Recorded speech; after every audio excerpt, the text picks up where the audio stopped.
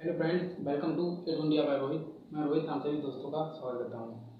तो आज हम पढ़ने वाले हैं एक बहुत ही महत्वपूर्ण टॉपिक जिसका नाम है धन का निष्कासन का सिद्धांत, या फिर जिसे ड्रेन थ्योरी के नाम से भी जाना जाता है, या धन का बहिर्गमन का सिद्धांत के नाम से भी जाना जाता है। ठीक है, तो आज हम इसको पढ़ने वाले हैं। और ये यदि बात करूँ तो आधुनिक इतिहास में एक सबसे महत्वपूर्ण कहते हैं सबसे महत्वपूर्ण टॉपिक्स के नाम से भी जाना जाता है, क्योंकि धन का निष्कासन का जो सिद्धांत है मतलब इससे जो है कहते हैं कि एग्जाम कोई भी एग्जाम्स हो यहाँ से प्रश्न पूछे जाते हैं। इसलिए ये जो धन का निष्कासन का जो सिद्धांत है ये बहुत ही महत्वपूर्ण हो जाता है। ठीक है, तो आज इसको हम पहले इस टॉपिक के बारे में अच्छे से पढ़ेंगे, और इसके बाद जो है इससे संबंधित कुछ मैं प्रश्न भी लेकर आया हूँ और उनके बारे में भी मैं आपको बताऊँगा कि किस किस तरह से यहाँ से प्रश्न पूछे जाते हैं। ठीक है, तो हम अपनी वीडियो का प्रारंभ करते हैं। और यदि बात करूँ तो ये जो वीडियो है आप पूरी की पूरी देखना, जिससे कि आपके कॉन्सेप्ट जो हैं सारे सारे आपके हो जाएं और कोई भी प्रश्न आपसे ना पूछे। ठीक है, तो हम अपने वीडियो को प्रारंभ करते हैं।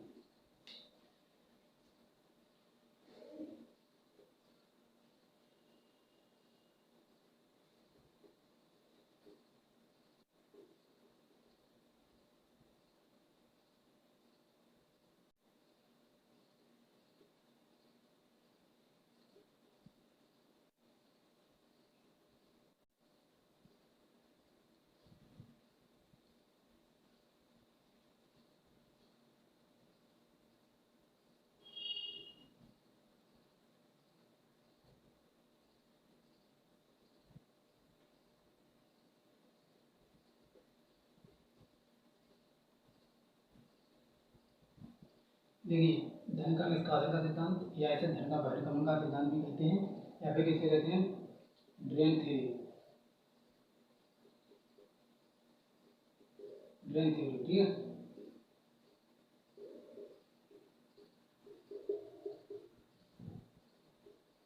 तो मतलब इतने नामों से इसको जाना जाता है, धन का निष्कासन का सिद्धांत, या धन का बहिर्गमन का सिद्धांत, या फिर इसे कहते हैं ड्रेन थ्योरी। ठीक है, तो इन नामों से भी इसको जाना जाता है, और ये आधुनिक इतिहास का सबसे महत्वपूर्ण टॉपिक के रूप में भी हम पढ़ सकते हैं। तो ये जो धन का निष्कासन का सिद्धांत है ये सबसे पहले किसने दिया था, और इस सिद्धांत में था क्या, इसके बारे में भी पढ़ने वाले हैं। ठीक है, इसको अच्छे से समझेंगे और इससे संबंधित जो भी बातें हैं मैं आपको बताने वाला हूँ। सबसे पहले ये समझते हैं कि धन का निष्कासन का सिद्धांत था क्या।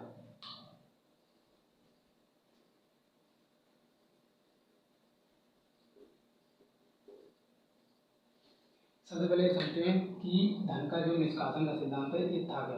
तो ये क्या था, सबसे पहले मैं ये बता दूंगा, फिर इसके बाद जो भी बातें हैं कि किसने दिया था, किस लेख के माध्यम से दिया था, सारी बातों को हम समझेंगे वन बाय वन। तो ये क्या था, सबसे पहले इसको समझते हैं। धन का जो निष्कासन का सिद्धांत है ये कह सकते हैं कि जब जो अंग्रेज हैं, अंग्रेजों ने हमारे देश में कुछ क्षेत्र हैं, जैसे कि सबसे पहले यदि बात की जाए तो प्लासी का जो युद्ध हुआ था, पहले मैं पृष्ठभूमि बता दूं, फिर ये बता दूंगा कि ये मतलब था क्या। ठीक है, तो आपको अच्छे से समझ में आएगा। जब प्लासी का युद्ध होता है तो जो मीर जाफर है, मीर जाफर जो कि सिराजुद्दौला, जब मैं कहते हैं बंगाल पढ़ाऊंगा, बंगाल के बारे में जब ये प्लासी का युद्ध है, बक्सर का युद्ध है पढ़ाऊंगा, तो आपको वहाँ से कॉन्सेप्ट क्लियर हो जाएंगे। आज जो हमारा टॉपिक है धन का निष्कासन सिद्धांत, और इसके बारे में मैं थोड़ी पृष्ठभूमि बता रहा हूँ, तो बंगाल की तरफ जाना पड़ रहा है। तो बंगाल कहते हैं बंगाल में एक युद्ध होता है जिसे कहते हैं प्लासी का युद्ध। तो प्लासी के युद्ध में क्या था कि जो सिराजुद्दौला वहाँ का नवाब था, तो सिराजुद्दौला के मतलब विरुद्ध जो षड्यंत्र करते हैं, बहुत सारे उसमें लोग हैं, इसमें उसका सेनापति भी था जिसका नाम है मीर जाफर। तो मीर जाफर क्या करता है, मीर जाफर जो है वहाँ का क्या कहते हैं अंग्रेज गवर्नर था बंगाल का, जिसका नाम है क्लाइव। तो क्लाइव से मतलब षड्यंत्र करता है कि आप मुझे बंगाल का नवाब बनाइए, और मैं आपको जो है एक 24 परगना वहाँ का एक जिला है आज के समय में बंगाल में, आज तो बांग्लादेश में पड़ता है वो क्षेत्र। तो 24 परगना जिला था। 24 परगना जिला जो है मतलब कहते हैं का जो क्षेत्र है वो मीर जाफर बंगाल के नवाब बनने के मतलब कहते हैं इसके बारे में जो है क्लाइव से मतलब बात करता है कि आप मुझे बंगाल का नवाब बनाइए और मैं आपको 24 परगना का क्षेत्र दे दूंगा। तो जब मतलब प्लासी का युद्ध होता है, सिराजुद्दौला मारा जाता है, इसके बाद जो बंगाल का नवाब है वो बनता है मीर जाफर, और मीर जाफर जब नवाब बनता है तो वो क्लाइव को देता है 24 परगना का क्षेत्र। अब ये जो क्षेत्र मिलता है इसमें क्या होता है कि वहाँ की जो कहते हैं अगर कोई भी क्षेत्र है तो वहाँ पर आपने देखा होगा कि जैसे लॉ एंड ऑर्डर जो होता है, जैसे प्रशासन चलाना, और ये दूसरी तरफ होता है भू राजस्व कलेक्ट करना। तो जो भू राजस्व कलेक्ट किया जाता है उसी को कहा जाता है दीवानी। तो जब 24 परगना का क्षेत्र मिलता है तो वहीं से और अंग्रेजों को ये मिलता है, तो अंग्रेज जो है वहाँ का जो भू राजस्व है उसको कलेक्ट करना प्रारंभ करते हैं। इसके बाद क्या होता है कि जब भू राजस्व कलेक्ट करना प्रारंभ कर देते हैं तो उसी को कहा जाता है दीवानी। अब जब ये मिलता है, इसके बाद क्या होता है, आपने सुना अक्सर ये जैसे पहले एक प्रश्न में हो रहा है, इसके बाद मीर जाफर के बाद बनता है मीर कासिम। तो जो मीर कासिम बनता है, मीर कासिम भी मतलब षड्यंत्र करता है, और मीर कासिम जो बेंजीटाट है वहाँ का गवर्नर होता है। तो मीर कासिम कहता है कि आप मुझे मीर जाफर को हटाकर मुझे नवाब बना दीजिए और मैं आपको 3 क्षेत्र दूंगा। 3 क्षेत्र कौन से? मिदनापुर, चटगांव और बलवान, ये 3 क्षेत्र देता है। जब 3 क्षेत्र देता है तो यहाँ से भी इनको दीवानी प्राप्त करना प्रारंभ हो जाती है। इसके बाद क्या होता है, जब बक्सर का युद्ध होता है, इसके बाद होती है इलाहाबाद की संधि।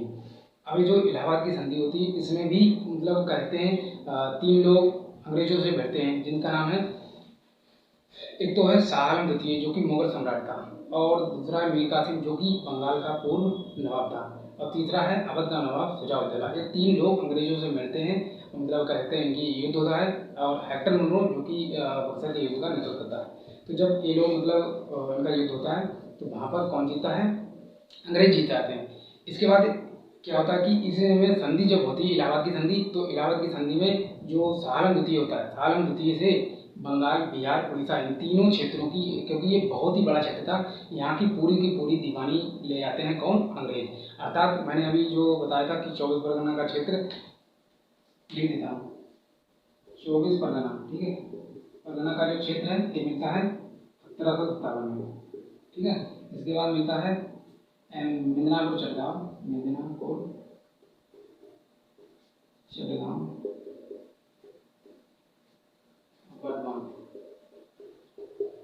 ठीक है, ये मिलते हैं 1760 में। इसके बाद 1700 बंगाल, बिहार, उड़ीसा,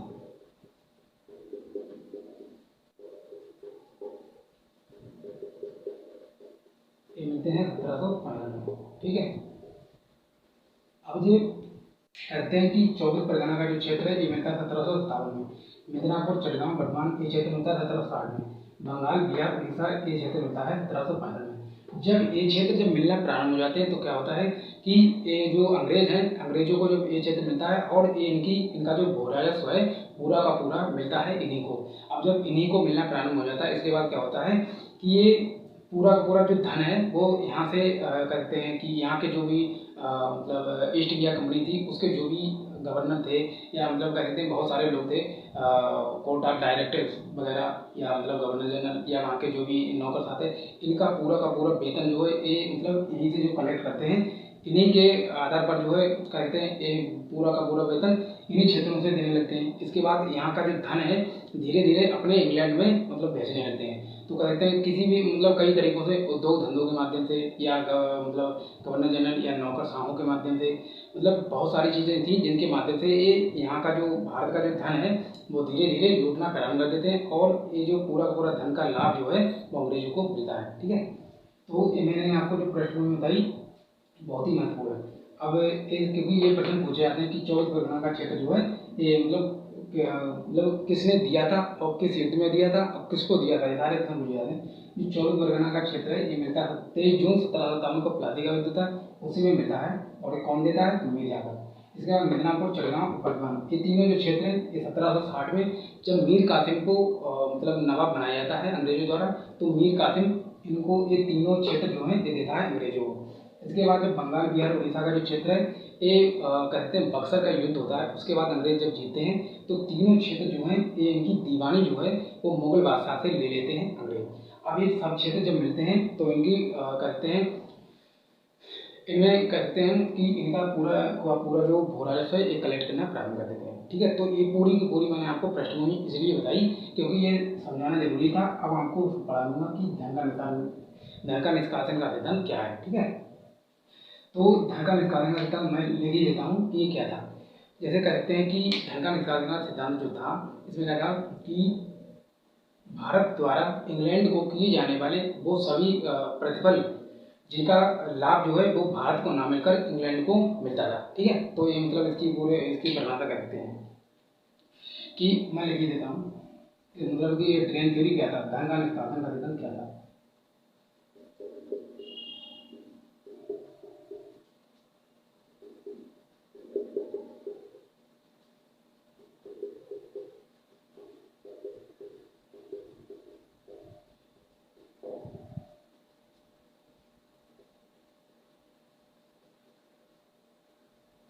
भारत द्वारा इंग्लैंड को किए जाने वाले उन सभी भुगतानों से है, पहले इसको मिटा दें,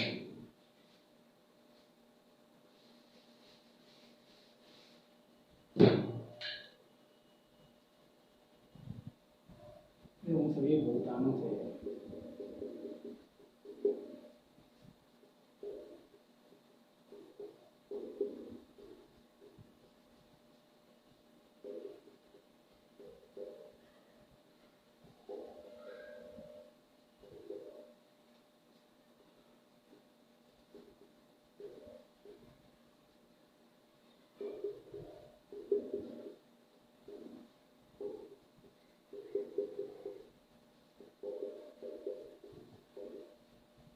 ठीक है, तो ये था धन का निष्कासन सिद्धांत, ये पूरा का पूरा जो है इसका मतलब यही मीनिंग है कि भारत द्वारा इंग्लैंड को किए जाने वाले उन सभी भुगतानों से है जिसका प्रतिफल भारत को ना मिलकर इंग्लैंड को प्राप्त होता था। ठीक है, तो यही था इसका पूरा का पूरा अर्थ। अब यदि बात करूँ कि अब आपको मतलब समझा दूँ कि इंग्लैंड को कौन से भुगतान किए जा रहे थे, भुगतान कौन से थे जिनके बारे में मैं बता दूँ।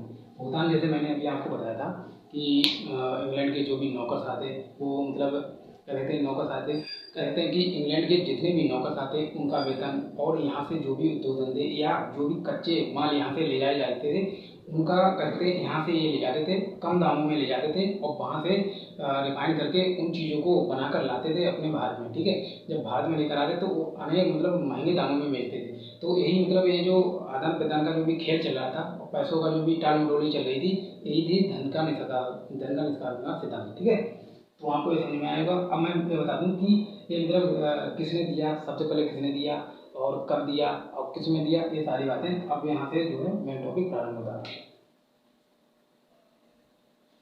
पहले इसको मिटा दूं, इसके बाद पूरा बताता हूँ।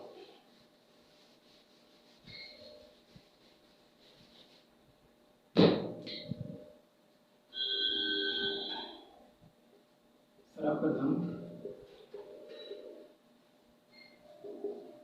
किसने दिया,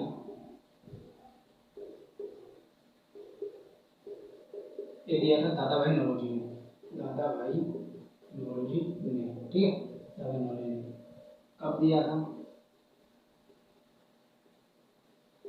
1867 में। किसके माध्यम से,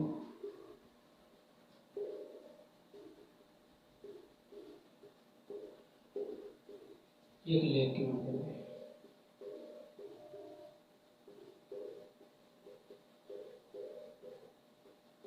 ठीक है, एक लेख के माध्यम से। लेख क्या था, इंग्लैंड लेट टू इंडिया।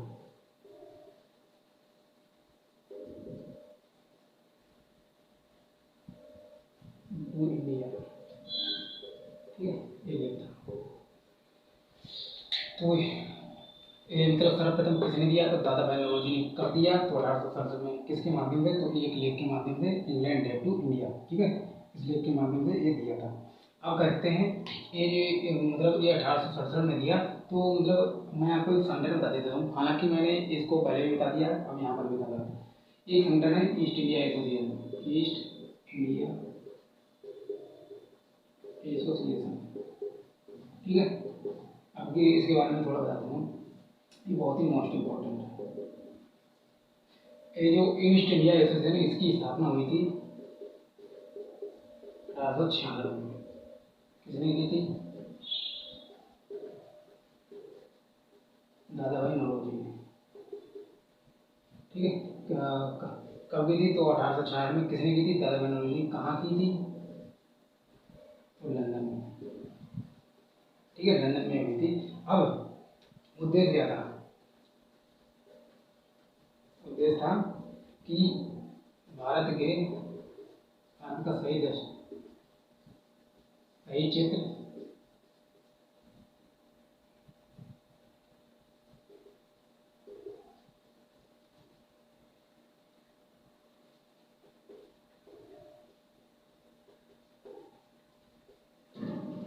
ठीक है। तो ये था इसका ये जो ईस्ट इंडिया एसोसिएशन है इसकी स्थापना 1804 में की थी। किसने की थी? दादा भाई नौरोजी ने। कहाँ? तो लंदन में। और ये उद्देश्य क्या था? तो भारत का सही चित्र जो है वो इंग्लैंड को दिखा सके, तो इसीलिए इस संगठन की स्थापना हुई थी। अब ये सही चित्र था क्या? ये सही चित्र था धर्म का निष्कासन का सिद्धांत के बारे में, कि इंग्लैंड के जो भी अंग्रेज थे यहाँ, वो भारत से धन का जो है निष्कासन कर रहे थे। मतलब कई तरह से, मतलब तरह तरह से ये मतलब भारत को लूट रहे थे। मतलब कई तरह बोलते हैं, मतलब मैं आपको कई सारे बताएं कि जैसे यहाँ के जो भी गवर्नर जनरल हैं उनको, उनके जो वेतन था वो हमारे भारत से, और कहते हैं, और यहाँ पर जो भी उद्योग धंधे थे उनका जो प्रतिफल था वो भी अंग्रेजों को ही मिलता था। और कई सारी चीज़ें हैं जिनके बारे में जो है ये यहाँ से मतलब धन के रूप में लूटते थे। ठीक है, तो यही था निष्कासन का सिद्धांत। अब ये जो संगठन है इसमें भारत का सही चित्र इंग्लैंड को दिखा रहे हैं। अब इसी संगठन की जो 1896 में स्थापना हुई थी, अब यही संगठन जो है 1867 में इसकी बैठक होती है, वार्षिक बैठक। ठीक है, इसी संगठन की जो ईस्ट इंडिया एसोसिएशन है इसकी वार्षिक बैठक होती है 1867 में। जब होती है तो इसी बैठक में, और होती किसकी है? तो ईस्ट इंडिया एसोसिएशन की। तो मतलब इसमें एक लेख था, एक लेख के माध्यम से इन्होंने इंग्लैंड डेट टू इंडिया जो लेख है, इसी लेख के माध्यम से धन का निष्कासन का सिद्धांत सर्वप्रथम दिया था। ठीक है, और किसने दिया था? दादा भाई नौरोजी ने, क्योंकि इन्हीं का ये संगठन था, दादा भाई नौरोजी का ही ये संगठन था। ठीक है, तो आपको ये प्रश्न मिल गई होगी कि क्या क्या मतलब धन का निष्कासन सिद्धांत क्या था, मैंने आपको वो भी बताया। और सर्वप्रथम किसने दिया था? दादा भाई नौरोजी ने सिद्धांत के बारे में बताया। कब दिया? तो 1867 में। अब किस माध्यम से? तो ये लेख के माध्यम से, लेख था इंग्लैंड डेट टू इंडिया। और इस संगठन की भी पृष्ठभूमि आपको पता होनी चाहिए। ठीक है, तो ये सारी बातें मैंने आपको बता दी। अब ये यहाँ से सारे प्रश्न पूछे जाते हैं। ठीक है, तो अब इसके बारे में समझते हैं कि और क्या क्या बातें हैं इससे संबंधित।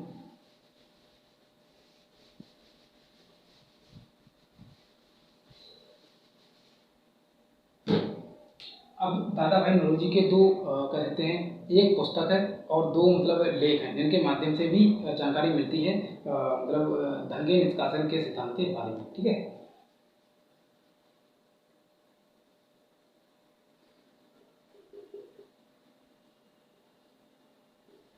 एक पुस्तक कौन सी है?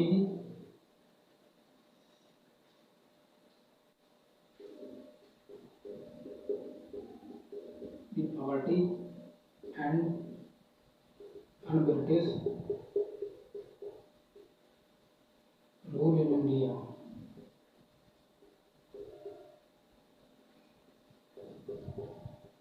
ठीक है, मोस्ट इम्पोर्टेंट ये पुस्तक है। अब ये पुस्तक जो है 1901 में प्रकाशित हुई थी, 1901 में। ठीक है, तो ये महत्वपूर्ण पुस्तक है। The poverty and unbritish rule in India, ये पुस्तक किसकी है? तो दादा भाई नौरोजी की है। ठीक है, दादा भाई नौरोजी की ये पुस्तक है और 1901 में प्रकाशित हुई थी। तो इस पुस्तक में the poverty and unbritish rule in India, ये पुस्तक जो है इसके माध्यम से भी इन्होंने धन के निष्कासन के सिद्धांत के बारे में बताया था। ठीक है, अब दो लेख भी हैं।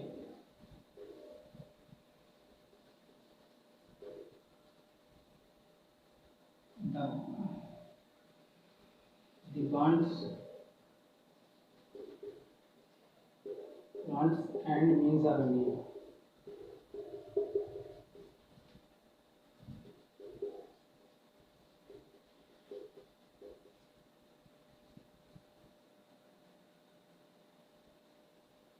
और दूसरा है on the commerce of India.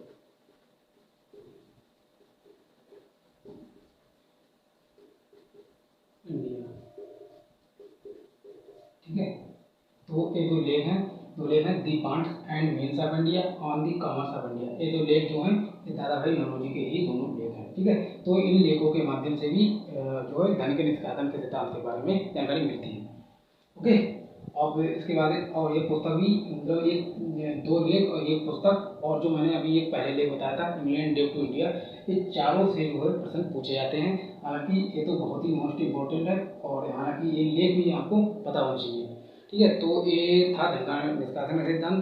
और ये धन के निष्कासन के सिद्धांत के बारे में यदि बात करूँ तो मतलब कहते हैं कि यहाँ पे मतलब बहुत सारे प्रश्न पूछे जाते हैं। अब मैं आपको बता दूं कि ये जो है धन का निष्कासन सिद्धांत है, इसमें और लोगों की क्या भूमिका है।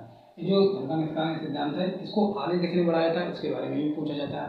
जैसे एक मतलब कहते हैं आरती दत्त, आरती दत्त, ये भी इतिहासकार हैं, ठीक है।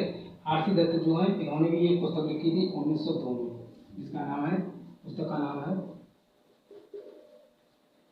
The economic history of India.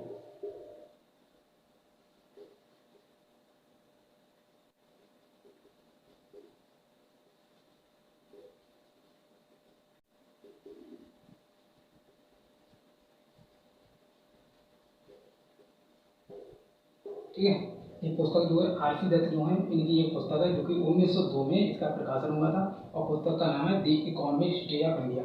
अब ये आरसी दत्त जो है, इन्होंने भी कहते हैं, इन्होंने भी धन के निष्कासन के सिद्धांत के बारे में जानकारी दी थी। हालांकि ये जो पुस्तक है, मैं इसके बारे में बता दूं, ये जो the economic history of India, ये जो पुस्तक है, ये आर्थिक इतिहास, भारत के आर्थिक इतिहास पर लिखी जाने वाली पहली पुस्तक के रूप में जानी जाती है। ये प्रश्न पूछा गया है कि भारत के आर्थिक इतिहास पर लिखी जाने वाली पहली पुस्तक कौन सी है, तो वो है the economic history of India.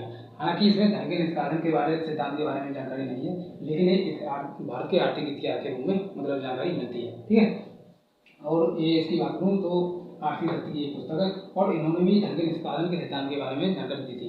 इसके बाद कहते हैं और भी हैं महादेव गोविंद रानडे, MGR, मैं लिख दूंगा महादेव गोविंद रानडे, और गोपाल कृष्ण गोखले, ठीक है, गोपाल कृष्ण गोखले, और कवि हैं सुब्रमण्यम अय्यर हैं, और मतलब कई लोग हैं जिनके बारे में जानकारी मिलती है, ठीक है। तो जैसे महादेव गोविंद रानडे, गोपाल कृष्ण गोखले, और महादेव गोखले, और एक हैं GV जोशी, GV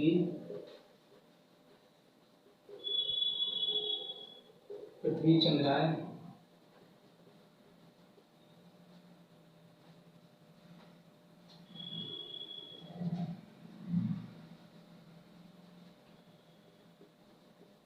ठीक है जी। अब ये GV जोशी, इनकी यदि बात करी जाए तो इनकी यदि बात करूँ तो इन्होंने जो है एक इनका लेख है जिसका नाम है इकोनॉमिक सिचुएशन ऑफ इंडिया, ठीक है। इनका एक लेख है, उनके बारे में भी पता होना चाहिए। इकोनॉमिक सिचुएशन ऑफ इंडिया, ठीक है, ये लेख है इनका इकोनॉमिक सिचुएशन ऑफ इंडिया, ये इनका लेख है। इसके ये भी महत्वपूर्ण है, तो मैं एक बार फिर से रिकॉल कर देता हूँ। जैसे जो ड्रेन थ्योरी अर्थात धन का निष्कासन सिद्धांत है, सर्वप्रथम किसने दिया था, तो दादा बेंगलोर जी ने। कब दिया था, तो 1867 में। किस लेख के माध्यम से दिया था, तो उसका लेख का नाम है कहते हैं इंग्लैंड ड्यू टू इंडिया।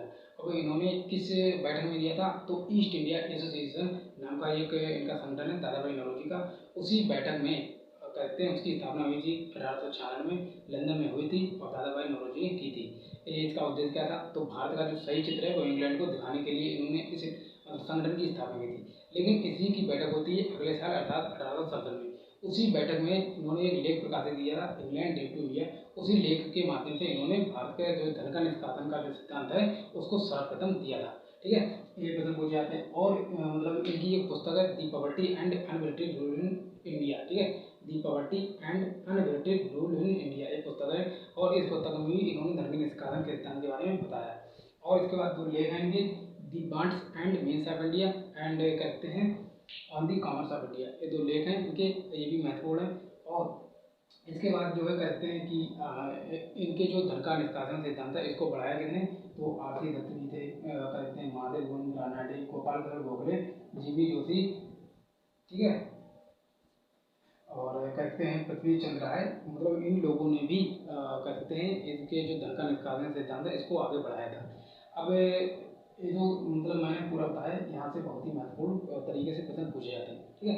अब मैं आपको बता दूं कि जो धन का निष्कासन का सिद्धांत है सर्वप्रथम कांग्रेस ने किस अधिवेशन में स्वीकारा था, तो वो अधिवेशन है 1896 का कलकत्ता का अधिवेशन, जिसकी अध्यक्षता रहीमतुल्ला सयानी ने की थी। और उसी अधिवेशन में सर्वप्रथम कांग्रेस ने जो है धन का निष्कासन का सिद्धांत स्वीकार किया था कि यहाँ भारत का जो है इंग्लैंड खून चूस रहा है, ठीक है, इस प्रकार से। तो मैं उसको भी बता देता हूँ।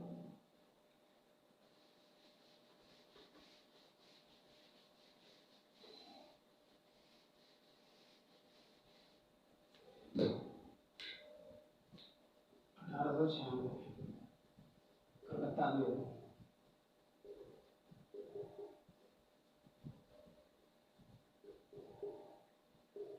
ठीक है, 1896 का जो कलकत्ता अधिवेशन हुआ था कांग्रेस का, भारतीय राष्ट्रीय कांग्रेस का, इसी में सर्वप्रथम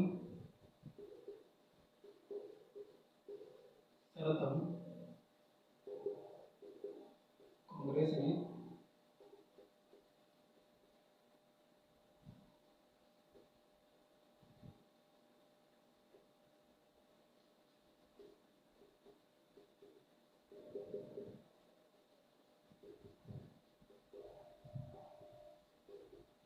स्वीकार किया। ठीक है, तो इस अधिवेशन की अध्यक्षता किसने की थी? अध्यक्ष कौन थे? ये थे रहमतुल्लाह खान।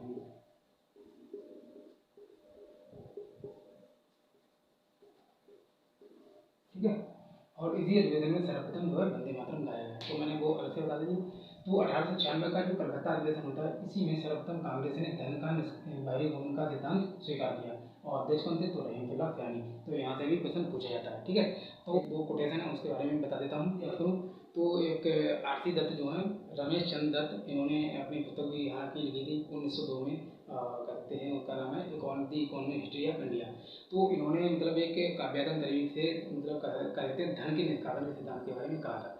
तो कहते हैं भारतीय राजाओं द्वारा कर लेना सूर्य द्वारा जल ग्रहण करने के समान था, लेकिन जो अंग्रेजों ने मतलब अंग्रेजों ने जो भी भारत से जो भी धन लूटा, उसका कहते हैं उसका प्रतिफल भारत की जो गंगा मतलब भारत में ना मिलकर इंग्लैंड की जो टेम्स नदी है वहाँ पर इसका जो है मतलब ये जल गिरता था, भारत से जाकर इंग्लैंड की जो टेम्स नदी है वहाँ पर गिरता था। इस तरीके से मतलब एक इनका मतलब इन्होंने एक कथन कहा था कि भारत द्वारा जो भी मतलब कार्य हो रहे थे उनका प्रतिफल भारत को ना मिलकर ये इंग्लैंड को ही मिलता था। तो ये मतलब इस प्रकार से इन्होंने कहा था। हालांकि दादा भाई नौरोजी उन्होंने भी इस प्रकार के कई लेख कहे हैं। तो इस प्रकार से इन जितने भी भारतीय राष्ट्रवादी लोग थे उन्होंने इसके बारे में जो है जानकारी दी थी। ठीक है, अब मैं आपको जो कहते हैं कि इसके बारे में जो भी महत्वपूर्ण प्रश्न पूछे हैं उनसे भी आपको अवगत करा देता हूँ कि किस किस प्रकार से प्रश्न पूछे हैं। ठीक है, तो अब हम अपने प्रश्नों के बारे में देख लेते हैं।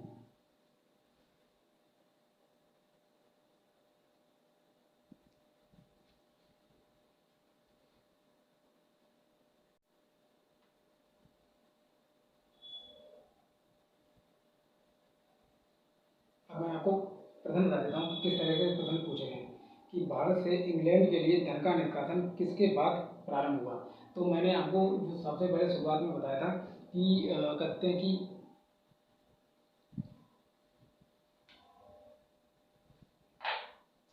मैंने आपको बताया था कि भारत, इसमें पहले प्रश्न बता देता हूँ, भारत से इंग्लैंड के लिए धन का निष्कासन किसके बाद आरंभ हुआ। तो इसमें ऑप्शन है कि इसे मैं बता ही देता हूँ।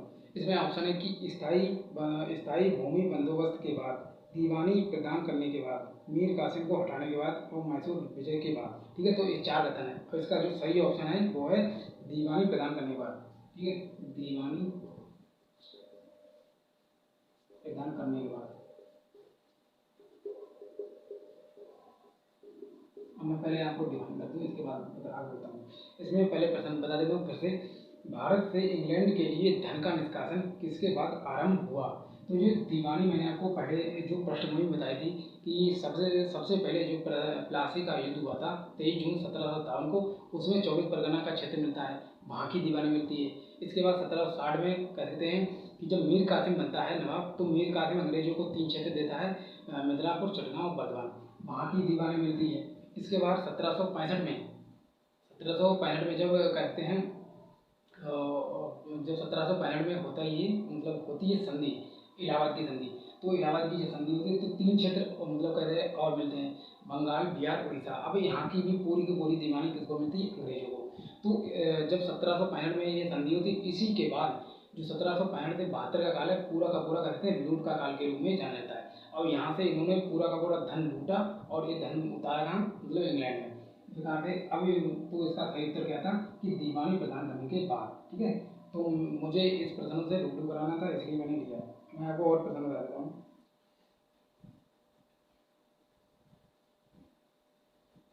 और नेक्स्ट क्वेश्चन है इसमें कि धन के निष्कासन सिद्धांत को भारतीय राष्ट्रीय कांग्रेस ने कब स्वीकार किया। तो मैंने आपको अभी बताया कि 1896 के जो अधिवेशन हुआ था उसी में, और ये आया है UPPCS 2011 में, ठीक है। तो ये प्रश्न भी कई पूछा गया है। अब मैं आपको और प्रश्न बता देता हूँ। इसमें लिखा है कि आर्थिक बहाव के सिद्धांत की बात सर्वप्रथम किसने की थी? आर्थिक बहाव के सिद्धांत। अब यहाँ से मतलब कई तरह से पूछ देता है आर्थिक बहाव का सिद्धांत, आर्थिक बहाव का सिद्धांत, ठीक है। अब पूछा गया आर्थिक बहाव का सिद्धांत जो है की बात सर्वप्रथम किसने की थी? तो इसका उत्तर है दादाभाई नौरोजी, ठीक है। हालांकि और भी ले रहे हैं मतलब और भी लोग हैं, तो आर्थिक बहाव का सिद्धांत जो है सर्वप्रथम किसने दिया था? तो दादाभाई नौरोजी। और भी बता देता हूँ, इसमें है भारतीय संपत्ति की, ये नेक्स्ट क्वेश्चन है, भारतीय संपत्ति की इंग्लैंड में निकासी को अपने किस लेख में दादाभाई नौरोजी ने प्रथम बार प्रस्तुत किया था? अब इसमें जो मैंने आपको बताया था इंग्लैंड डेट टू इंडिया, तो उसी लेख का नाम दिया गया है कि इंग्लैंड डेट टू इंडिया। और भी हैं करते हैं, और इसमें दिया गया है कि the bonds and means of India on the commerce of India. और मैंने जो अभी जो लेख बताए हैं the bonds and means of India और on the commerce of India, ये दो लेख बताए। हालांकि इसमें पूछा गया कि प्रथम बार, जब प्रथम बार पूछा गया तो आपको इंग्लैंड डे टू इंडिया ही इसका उत्तर देना होगा। इसमें 3 ऑप्शन दिए, चौथे में दिया हुआ है उपरोक्त में से कोई नहीं, ठीक है। तो इसका सही उत्तर क्या है? England day to India. अब नेक्स्ट क्वेश्चन है, भारतीय राष्ट्रीय कांग्रेस ने निम्नलिखित में से किस अधिवेशन में निकासी के सिद्धांत को औपचारिक रूप से स्वीकार किया गया? मतलब औपचारिक रूप से स्वीकार किया था। तो इसमें ऑप्शन दिए गए हैं, मैं आपको बता दूं। बनारस अधिवेशन 1905, कलकत्ता अधिवेशन 1906, सूरत अधिवेशन 1907, चौथा है उपरोक्त में से कोई नहीं। अब यहाँ पर होगा उपरोक्त में से कोई नहीं, क्योंकि 1896 का जो कलकत्ता अधिवेशन हुआ था उसी में सर्वप्रथम कांग्रेस ने धन के निष्कासन सिद्धांत को स्वीकार किया था। हालांकि ऑप्शन डी ही सही है, और यहाँ पर ऑप्शन को दिया मतलब करते हैं उपरोक्त में से कोई नहीं वाला सही ऑप्शन होगा। अब नेक्स्ट क्वेश्चन को देख लेते हैं। इसमें दिया है the economic history of India के लेखक कौन है? तो मैं आपको बता चुका हूँ कि 1902 में ये पुस्तक आई थी, आरसी दत्त यानी रमेश चंद्र दत्त, ये ऑप्शन दिया गया है। अब नेक्स्ट क्वेश्चन है धन के निष्कासन से संबंधित, किन राष्ट्रवादियों ने अंग्रेजों के आर्थिक शोषण का नाम निकास सिद्धांत या ड्रेन थ्योरी दिया था? अब आपको यहाँ से प्रश्न पूछा गया अभी नाम किसने दिया था? तो जो धन का निष्कासन का सिद्धांत है ये नाम दिया था दादाभाई नौरोजी ने, ठीक है। तो ये प्रश्न भी महत्वपूर्ण है। अब और भी बता देता हूँ। अब यहाँ पर और नेक्स्ट क्वेश्चन है इसी से संबंधित, भारत के अनेक व्यक्तियों में से तीन भारतीयों ने 1870 से लेकर 1905 के दौरान भारत पर ब्रिटिश राज्य का ज्वलंत आर्थिक विश्लेषण किया, वह कौन थे? अब ये आर्थिक विश्लेषण अर्थात जो कहते हैं धन के निष्कासन के सिद्धांत बारे में किसने बताया था? इनमें से 3 लोगों के, हालांकि हर ऑप्शन में 3 व्यक्तियों के नाम है, ठीक है। अब मैं आपको ये ऑप्शन जरूर लिखवा देता हूँ।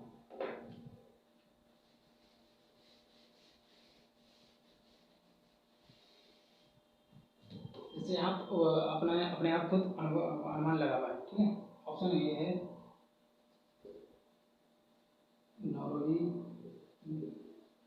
दादाभाई नौरोजी, ठीक है। ऑप्शन 2 है रानाडे, हालांकि मैंने अंग्रेजी में दिया, और आरसी दत्त, ठीक है। ये 3 मतलब ये ऑप्शन है, बी है आरसी दत्त, ठीक है। मैं ऑर्डर में लिख दिया, तिलक ये और नेहरू,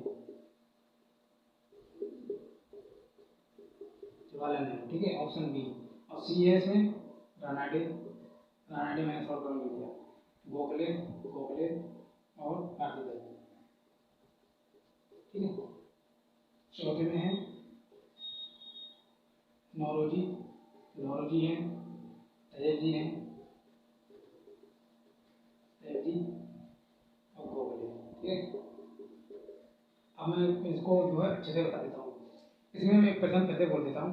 भारत के अनेक व्यक्तियों में से 3 भारतीयों ने 1870 से लेकर 1905 के दौरान भारत पर ब्रिटिश राज का ज्वलंत आर्थिक विश्लेषण किया, वह कौन थे? अब यहाँ पर 4 ऑप्शन दिए गए हैं, इनमें से उत्तर जानना है। इसमें आप चारों देखिए, दादाभाई जो नौरोजी हैं करते हैं, इन्होंने सबसे पहले दिया था, हालांकि ये तो थे, मैं आपको गलत वाले पहले बताऊंगा। तैयब का नाम कहीं भी नहीं आता, इसलिए ये ऑप्शन हो जाएगा गलत। हालांकि गोखले भी थे, ठीक है, ये थे लेकिन ये नहीं थे, इसलिए ऑप्शन गलत। इसके बाद रानाडे, गोखले और आरती दत्त, ठीक है। कहते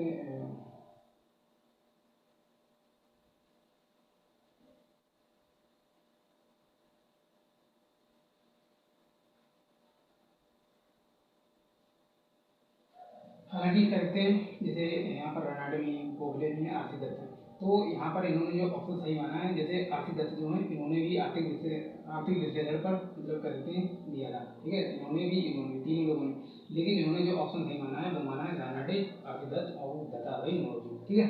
तो महादेव गोविंद रानाडे, दादाभाई नौरोजी और आरती दत्त, इन्होंने इस ऑप्शन को सही माना है, ठीक है। अब नेक्स्ट क्वेश्चन है, उसको भी समझ लेते हैं। इसमें दिया कि इनमें से क्या भारत से ब्रिटेन को जाने वाली आर्थिक धन संपदा, अर्थात धन का निष्कासन के सिद्धांत के बारे में पूछा गया। इनमें से क्या भारत से ब्रिटेन को जाने वाली आर्थिक धन संपदा निकासी का एक घटक नहीं था। अब इसमें ऑप्शन दिए गए हैं कि कौन सा नहीं था, बाकी सब थे। घरेलू व्यय, अर्थात भारत में जो भी अंग्रेज अपने मतलब कर्मचारियों को मतलब व्यय करते थे पैसा, ठीक है, तो उसके बारे में, हालांकि ये तो था।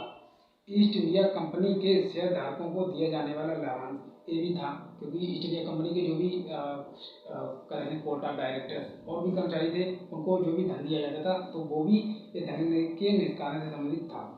नागरिक और सैनिक व्यय, अर्थात यहाँ पर जो भी मतलब कहते हैं सिविल सर्वेंट भी थे और कहते हैं सैनिक भी थे, उनको जो भी व्यय किया जाता था वो भी था। अब चौथा ऑप्शन दिया गया, बांटो और शासन करो। क्या ये सिद्धांत मैंने आपको कहीं पर भी बताया कि धन के निष्कासन से संबंधित था, तो यही ऑप्शन यहाँ पर दिया गया चौथा, बांटो और शासन करो। तो ये जो कहते हैं ये नहीं था, बाकी जो है सभी के सभी धन के निष्कासन से संबंधित थे। अब नेक्स्ट देख लेते हैं। इसमें दिया है, नेक्स्ट क्वेश्चन है, दादाभाई नौरोजी, ऑप्शन प्रश्न है, दादाभाई नौरोजी के अनुसार 19वीं शताब्दी उत्तरार्ध में धन निष्क्रमण का सबसे अधिक चिंताजनक पक्ष था। अब सबसे चिंताजनक पक्ष क्या था, इसका आंसर ही बता देता हूँ। इसमें दिया गया अप्रत्यक्ष निर्यात, मतलब भारत से बुरी तरह से कहते हैं धन का इंग्लैंड में जाना, यानी अप्रत्यक्ष निर्यात, ठीक है, तो यही ऑप्शन सही है। और उसके बाद और भी प्रश्न देख लेते हैं। इसमें नेक्स्ट प्रश्न है कि निम्न में से कौन सा आर्थिक निष्कासन के विषय में सत्य नहीं है। तो यहाँ पर सत्य नहीं है, हालांकि बाकी सब सही है, एक सत्य नहीं है। अब आपको चारों बता देता हूँ। पहला है, आर्थिक निष्कासन का अर्थ भारतीय संपदा का इंग्लैंड को हस्तांतरण, बिल्कुल सही है, क्योंकि आर्थिक धन संपदा का ही इंग्लैंड में हस्तांतरण हो रहा था, तो पहला सही है। दूसरा है, पूंजी का निष्कासन भारत में कार्यरत नागरिक तथा सैनिक अधिकारियों के वेतन तथा पेंशन के रूप में होता था, ये भी था। और तीसरा है, कहते हैं आर्थिक निष्कासन सिद्धांत ने भारत के औपनिवेशिक शोषण का खुलासा किया, हाँ ये भी ठीक है। और चौथा है, दादाभाई नौरोजी ने आर्थिक निष्कासन के सिद्धांत को ब्रिटिश संसद में प्रस्तुत किया था।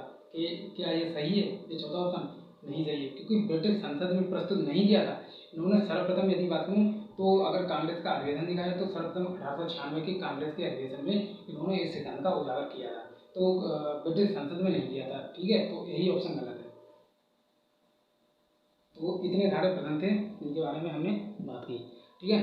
तो आशा करता हूँ कि ये जो वीडियो है आपको पसंद आई होगी, और धन के निष्कासन से संबंधित जो भी महत्वपूर्ण प्रश्न थे मैंने आपको मतलब मेरे मोबाइल में थे, मैंने वहाँ से मतलब स्क्रीनशॉट ले लिया था, तो उसके माध्यम से मैंने आपको बताया कि कहाँ से किस तरह से प्रश्न पूछे गए हैं इस टॉपिक से। जो धन का निष्कासन का सिद्धांत है ये बहुत ही महत्वपूर्ण टॉपिक है, ठीक है, मोस्ट इम्पोर्टेंट, ठीक है, मोस्ट इम्पोर्टेंट ये टॉपिक है।